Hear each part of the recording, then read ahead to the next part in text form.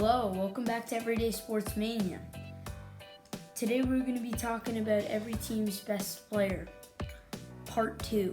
Previously on Everyday Sports Mania, we talked about every player from every team, every team's best player for the AFC teams, part 1. Now we're going to be talking about NFC teams. To start it off with NFC teams, the Dallas Cowboys. 3 options. You got Dak Prescott, who did very well in the season, over 4,500 yards, and that really helped them.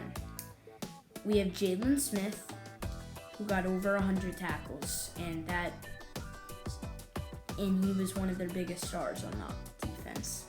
And we got, of course, Ezekiel Elliott, who's been fantastic in recent years and who's helped the team so much. But he did very well in the year, over 1,300 yards. But the problem was he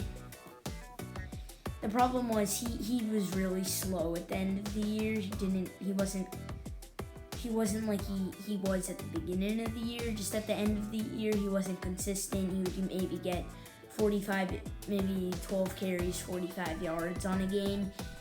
As it wasn't normal Zeke. Normal Zeke's 20 carries, 150 yards, touchdown. But he wasn't like that, and that really it didn't benefit the offense. And obviously they did not make the playoffs, but it's not totally on Zeke. I still think Zeke's a great player, so we got to go with Jalen Smith on this. For the Giants, Saquon Barkley. In the draft, the Giants will probably take a skilled pass rusher or a receiver or something like that. But without OBJ, I don't think Sterling Shepard did what he was supposed to do, what he was suspected to do, what Pat Shurmur and the team, what Pat Shurmur wanted him to do.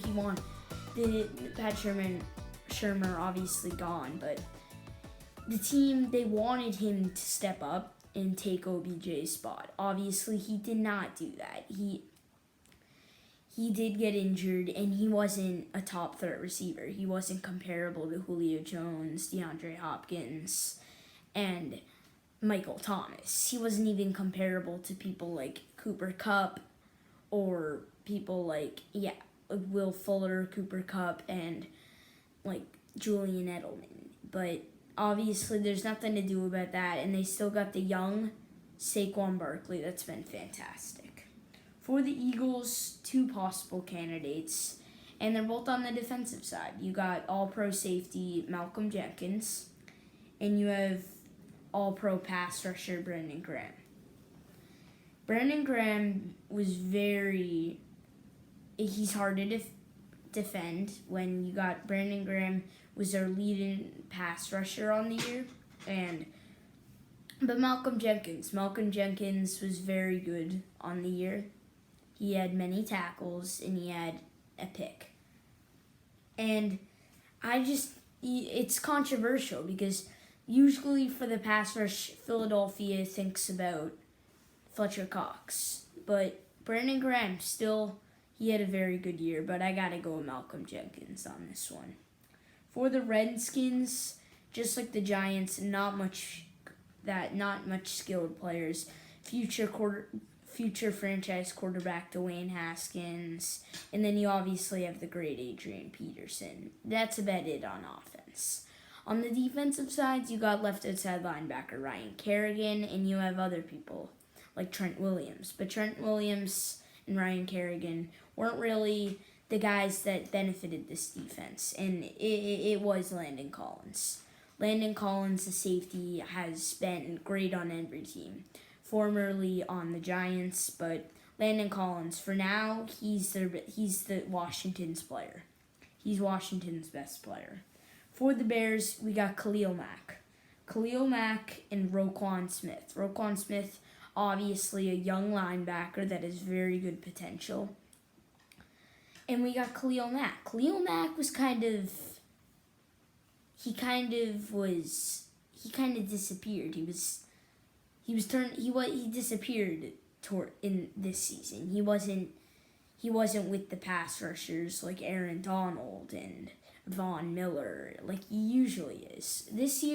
Last year he was considerably the best defensive lineman of the year.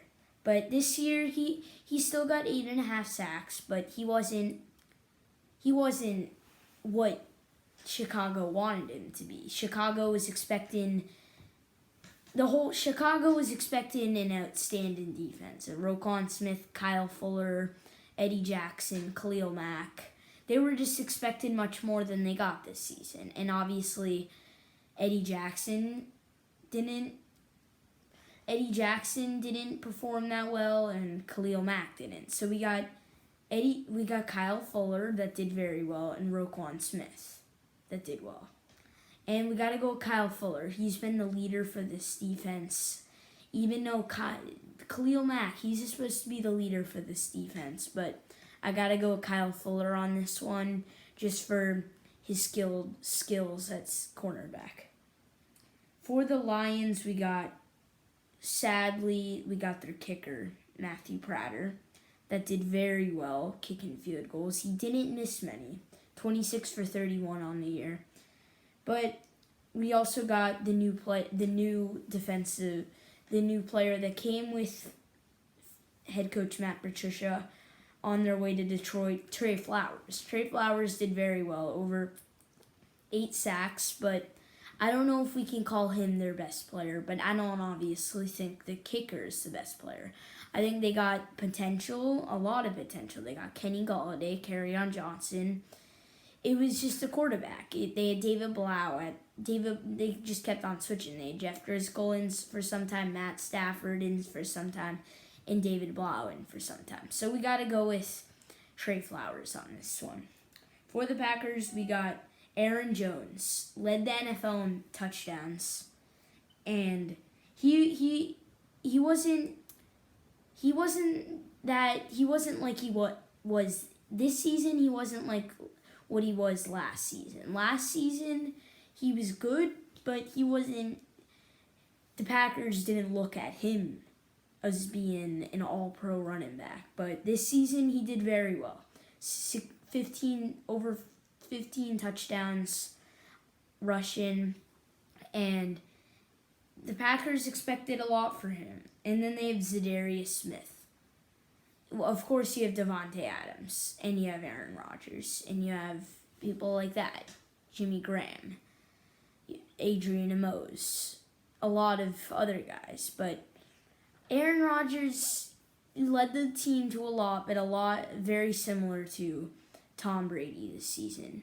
Wasn't very consistent, and the team didn't look like.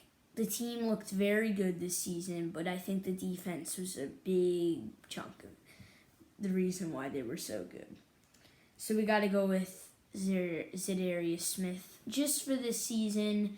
Obviously, Devontae Adams and Aaron Rodgers are probably the best players that are actively on the team, but we still got to respect Aaron Rodgers. We still got to respect Devontae Adams.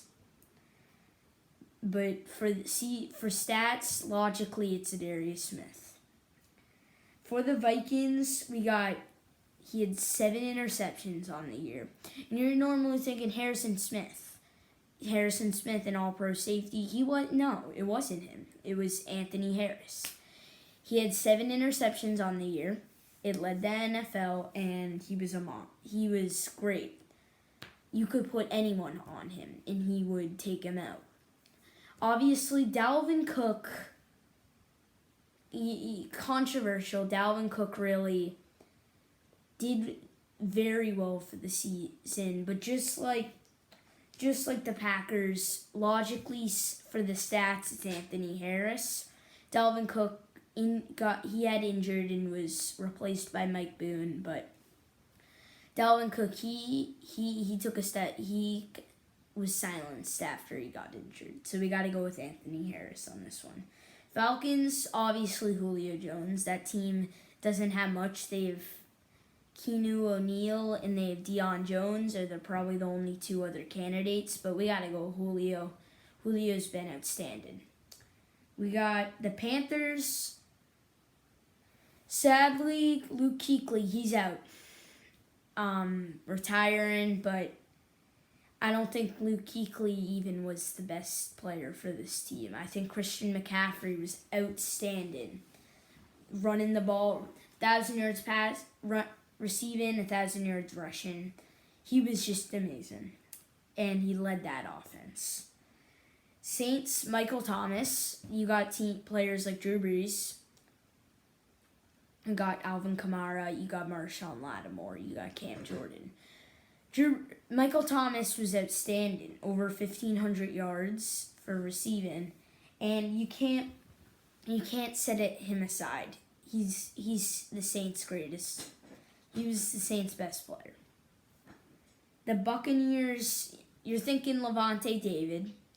You're thinking Mike Evans.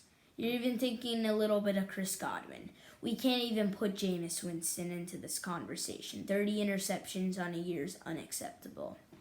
So we got to go with Shaquille Barrett. Shaquille Barrett did over 19 sacks. 20 sacks, 19 sacks, over 19 sacks that's more than a sack a game. That's incredible. And Levante David, the defensive captain, he was expected a lot, but Shaquille Barrett, those sacks getting after the quarterback, that puts him the best player on Tampa. Cardinals, you're thinking Patrick Peterson. Going into the year, it was Patrick Peterson. But Chandler Jones, he had one of the most, he was on like top 5 most sacks on the 2019 year. You had Kyler Murray.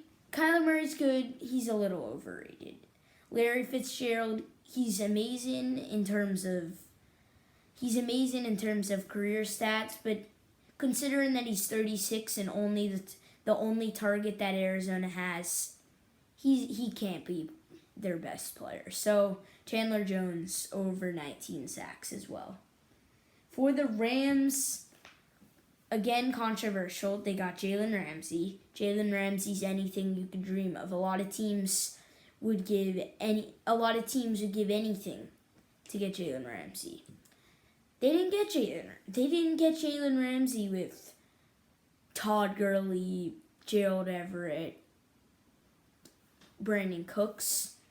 They simply got him because Ramsey wanted out, and they barely traded anything.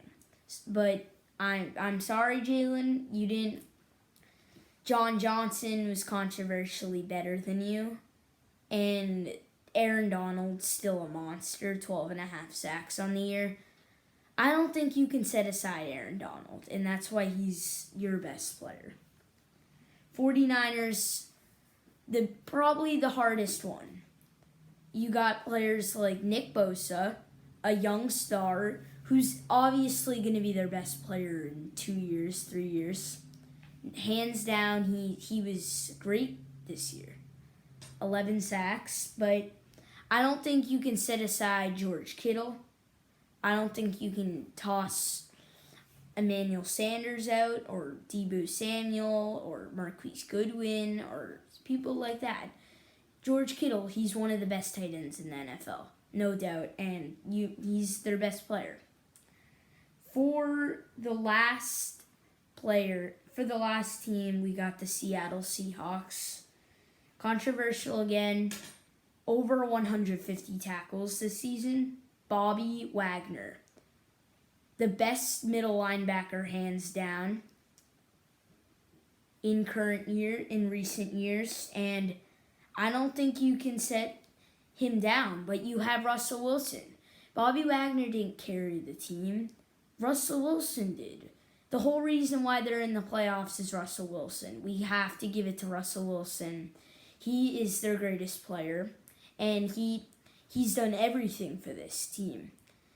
The team needs a receiver. He is young DK Metcalf, but DK Metcalf, you don't know what to expect from him. He's not going to be consistent. you have Tyler Lockett. Tyler Lockett's he's injured, so you have Russell Wilson playing the receivers he barely knows, just like Carson Wentz playing receivers barely he knows, and he's leading them to the playoffs. And now they're sitting there. They sat there in the divisional round, took an L, but still, he's led them to a lot. Russell's their guy. Well, that wraps up the video. Thanks for watching on Everyday Sports Mania. Please come back, Everyday Sports Mania. Always smash the like button, hit the subscribe button, and yeah, just come back, Everyday Sports Mania, posting soon, and have a great day. Everyday Sports Mania.